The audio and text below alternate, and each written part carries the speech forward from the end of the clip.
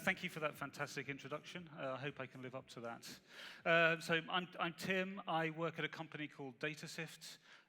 We provide a platform for human data, which is a platform designed to help businesses process and analyze human data.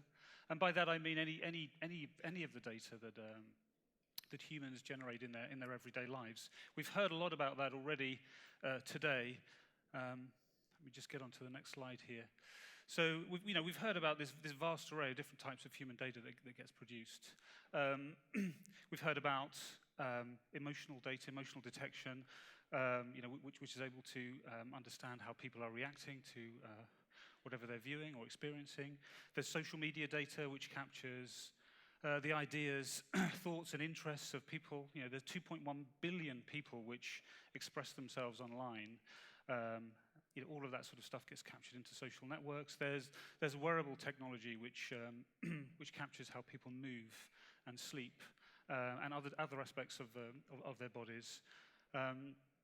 There's the economic graph we heard about also earlier today, which captures information about people's career aspirations, their career trajectories, those sorts of things. So this is really a fascinating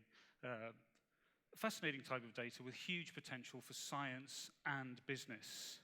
But unsurprisingly, such a hugely valuable resource, it's not trivial to actualize all of that potential. There are a lot of challenges we have to face up to. To work with the data, it's quite difficult to wrangle some of the data into a form which is easy to use, and there's some other types of questions we have to deal with too. So what I'd like to do in my talk is share with you some of the ways we approach this, some of the stuff we're doing research on, and some of the things we've actually built. But I'm going to focus on social media data. That's where we mostly focus, and I'm going to work through a few quite concrete examples, so we'll get a bit concrete. So just wanted to step back and remind ourselves how social media gets used today inside business. Brands use it to analyze the reputation of their brands amongst everyday people out there, their customer base.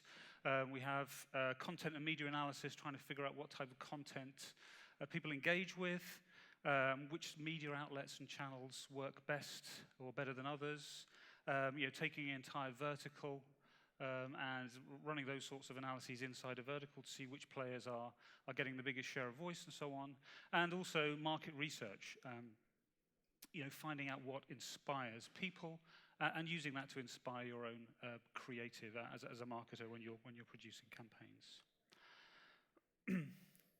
So that's the potential. What are some of the challenges then? So I've got three challenges here I'd like to talk about. I'll focus on the bottom two mostly. So volume and velocity, we've heard about this already today.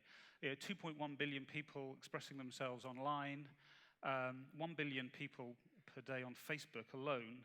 That's a lot of data. We see millions of interactions per minute in our platform, for example. And it's a real engineering challenge, I should say, to handle this data, to work with it, to store it, to make it available to analytics pipelines, analytics engines. Another aspect which is really challenging is the fact that a lot of the data on in social media is expressed in terms of natural language. Not all of it, of course, but quite a bit of it. And natural language is a superb and impressive, subtle sort of device. It's the product of, I don't know, hundreds of thousands of years of evolution in human society, and it's a very rich and subtle thing. It's got a lot of variety. There's a lot of ambiguity in it, a lot of variability, and a lot of irregularity in it. It's the sort of thing that computers find difficult to interpret. So this is one of the challenges, wrangling that data into a form that we can easily use to inform our business. And then there's privacy. So one of the reasons, of course, this data is so interesting, it's produced by me and you when we're talking to our friends and families.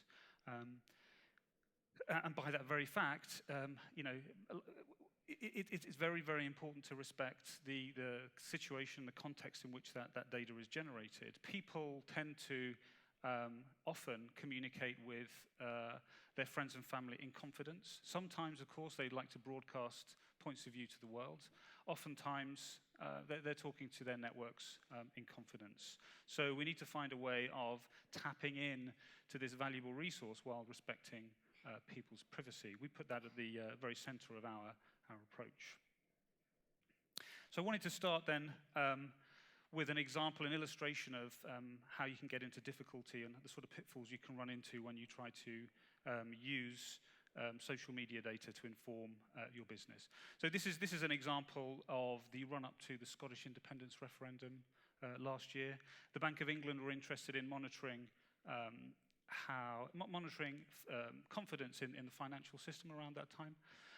And so they built a Twitter tracker which looked at the Twitter feed and pulled out tweets which contained certain keywords. So words which refer to financial institutions, banks, etc., and words which make reference to confidence or loss of confidence, those sorts of things.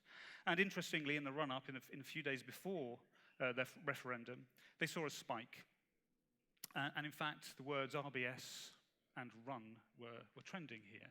So the question is or was, have they detected talk of or a premonition of a run on the Royal Bank of Scotland? And in fact, it was nothing of the sort. It was, in fact, some conversation around the Minnesota Vikings, so American football team. American football teams have players called running backs, and a pretty common abbreviation for running backs is an RB. And if you talk about them in the plural, it's RBS. And of course, they do a lot of running and so on. So this was the sort of thing they're picking up on. So that was a clear false alarm. And this is because there's ambiguity in natural language. The term RBS on Twitter can refer to Royal Bank of Scotland and related sorts of concepts. It can also refer to running backs. And this is one of the challenges you have to take into account when you're working with social media data to try to pick up a clean signal. This is a graph here of words. The blobs are words or terms that you see inside Twitter, and the edges are. So two words are joined when they can appear as a substitute one for the other. So RBS often appears in the same place as hashtag RBS. That's what this graph means. It's trying to analyze, something about synonymity, something about when words can be substituted one for another to give a feeling for, give a view of alternative expressions. So you can see here that RBS on the left is associated with hashtag RBS, hashtag Royal Bank of Scotland, other financial institutions, and on the right, it's associated with running backs.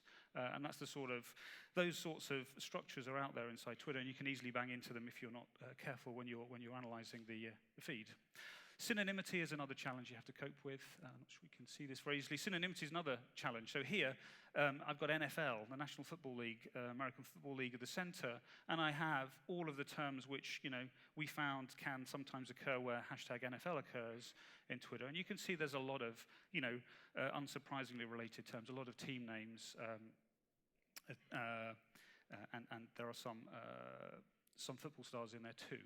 So this is another thing that you need to tackle. If you want to design a tracker which picks up good signal on the theme of NFL, it's probably not going to suffice just to use hashtag NFL. You need to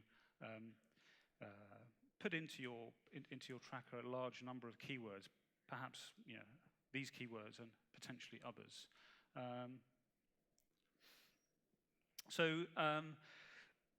This is a rather tedious sort of thing to do. You can improve your filtering through keywords by making them more complex, adding in more logic, lots of more positive keywords, more exclusion words, those sorts of things. But it becomes very tedious, error-prone, and so on. Our question, and the question is there a better way of doing this using some of the advances in machine learning? And there are some really interesting techniques that people are using these days to tackle those sorts of problems. And so I wanted to share one of these with you. It's one that we're researching on right now. It's called word embedding, or it's the word to vec model.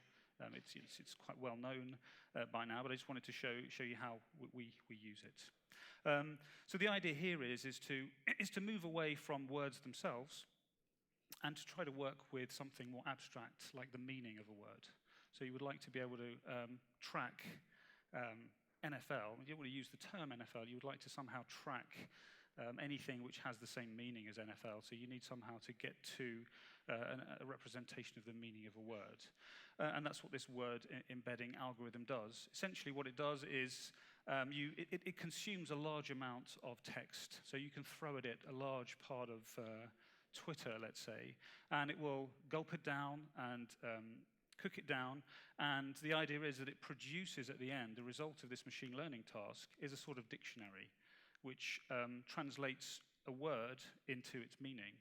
So it is a bit like, maybe there's a dictionary around here on the shelves, but the output of this dictionary is the definition, often in a normal dictionary, will be given in language itself. Here, the definition of the word in this dictionary is given as a vector of numbers. So a fixed list of numbers, and a large list, usually 500, 1,000, those sorts of things.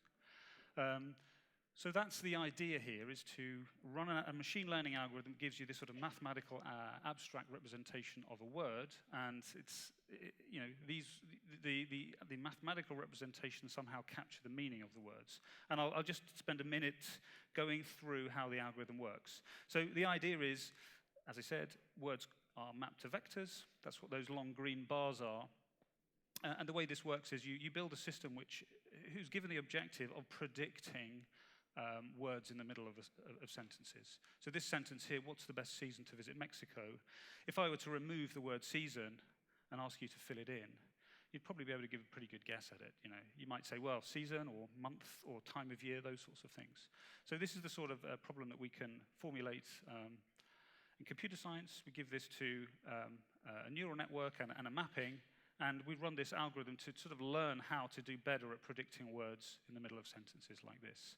And if you run an algorithm like this and you get a good result, and there's good techniques these days for doing that, you get a good representation of the words.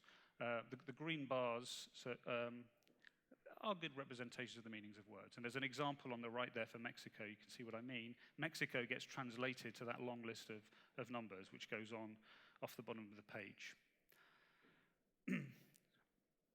Once we have this, embedding, we've captured something of the meaning of words, and this is a pretty standard example actually of showing you how that works. Here I've taken a sort of slice through the space that all the words get mapped into, and focusing on a slice which nicely contains countries and their capitals. And you can see here that it's nicely mapped, France and Germany, close together because they are sort of close in meaning. When people talk about France, they could often be talking about Germany. And you can also see that the relationship between a country and its capital is pretty much the same. All of those vectors or lines which go from, well, the line which goes from Germany to Berlin and the line which goes from France to Paris are very, very similar. So somehow the geometry the geometry of the space to which words get mapped into captures the geometry of meaning. And then we can use this to do our filtering. So instead of filtering on the keyword NFL and a long list of other keywords, we can filter on a social feed by finding posts which are close in this abstract mathematical space to the vector which represents NFL. That's the idea. And that actually works rather well. Now, once we've got this, we found our little subset of tweets or other types of social posts which are about NFL.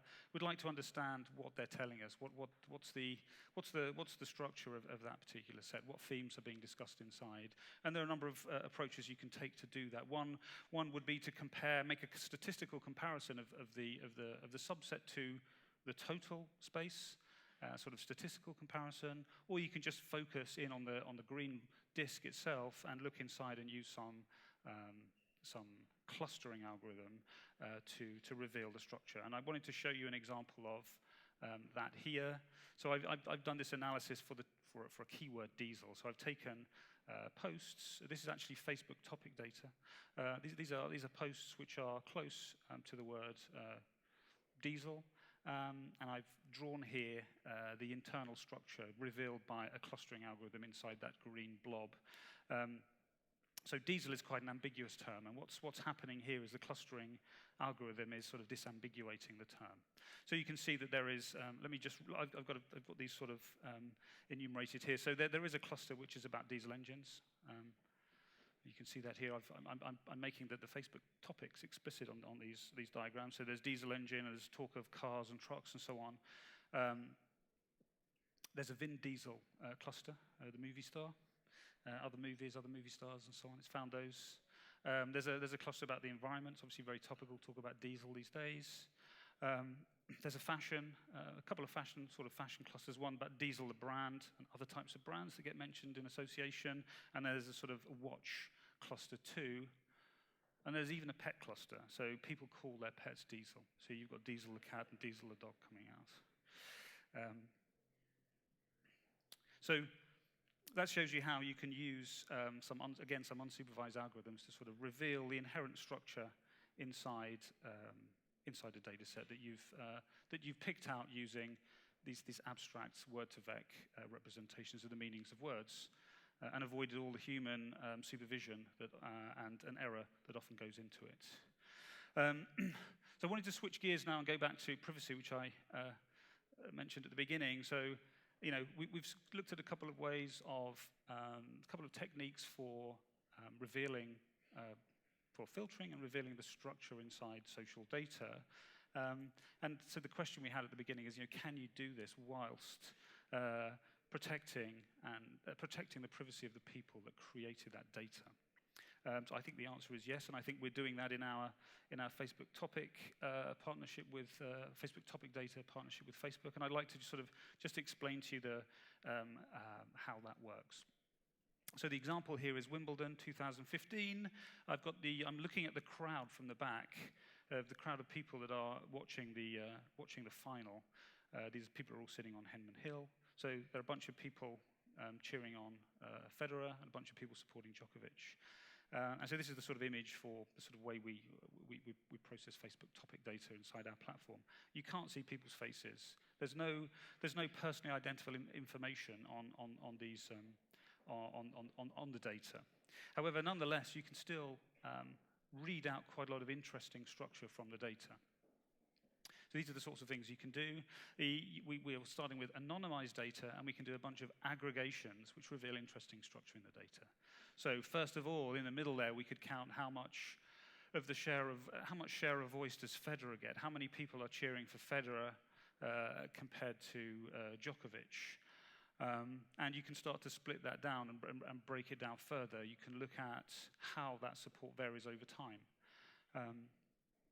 You can see here that on some days of the tournament, Federer is there's more support for Federer, and on other days, more support for Djokovic. That could be because Wimbledon itself is evolving. There are different matches on different days, different players play on different days. It could be because of external events, such as the brands which sponsor these athletes running various campaigns, putting stuff on TV, that sort of stuff. So you can measure the response to those external events through, let's say, social media in this way, just by aggregating, but never finding out the identity of the people who are contributing that data. And you can go even further. So if you permit yourself to know a bit about some personal attributes of the people, so not their identity, but some pretty shared attributes such as age and gender, you can then also have a look inside the demographic structure of this data, this engagement around Federer and Djokovic. And that's what I've done there. You can see on top Federer and on bottom Djokovic. This is fictional data, but the sort of diagrams are supposed to show that there's a sort of younger male support for Djokovic, whereas Federer has a sort of more older female sort of support following.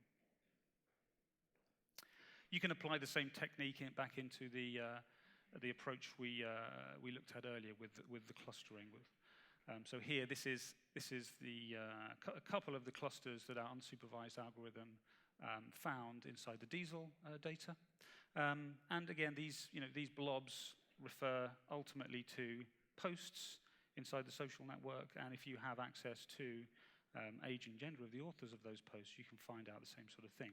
You can look at the sort of structure of the audience that produced that social data. So again, on the left, I'm sort of showing that, again, fictional data. On the left, I'm showing that there's a sort of pretty balanced sort of engagement between males and females, a little heavier on the female side, whereas for the watch cluster, it's just young men that are sort of get excited about these watches.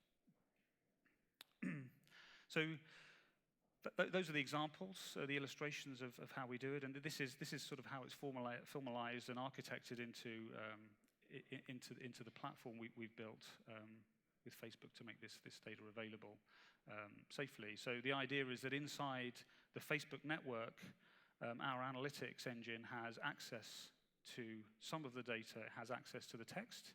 It doesn't have access to any of the PII, the personally identifiable information on the posts. And the system is designed very, very carefully. This is right from the get-go. The system is designed to only allow aggregate results to emerge outside the system to our customers and consumers of the data. So you can see things like the pie charts, the age-gender pyramids, those sorts of things are allowed to leave the system. And in fact, the audience sizes are what I've called quantized here. There's a minimum bucket size. You can't show small buckets, only large buckets. So it's really coarse-grained with a minimum level of granularity. So when you have a large set of large activity around some athletes like Federer and Djokovic, you can pull out these rather nice, intricate structural descriptions of the audiences that engage with those topics. But if you try to focus down too small, you don't see any more data. So there's a sort of minimum bucket size which is allowed. And so that design there, we think, is a great solution to giving access to this social media data without infringing the privacy of users. So that's really all I wanted to say. I've got a couple of other examples here of when you look more closely at social posts, you don't just get things like the text and the demographics. You get a lot of other metadata around, and so you can use those attributes too to understand and take apart what's going on inside your data sets. And here is a view of this is an analysis we did around the automotive industry. So we took we followed people talking about or engaging with various brands, automotive brands, and used this approach to understand those audiences and understand how how various various features, for example, on cars interested certain types of people, certain demographics, and others interested other parts of the population. So we were able to follow people talking about practicality or mechanical specification, the performance, safety, environment features of cars, and see how that varied across different brands, and indeed have a look at how it varied across age, gender, and even region. So you can see there that there are different regional interests in various features. So we've seen that. I think we understand that there's a huge potential inside these social media data sets.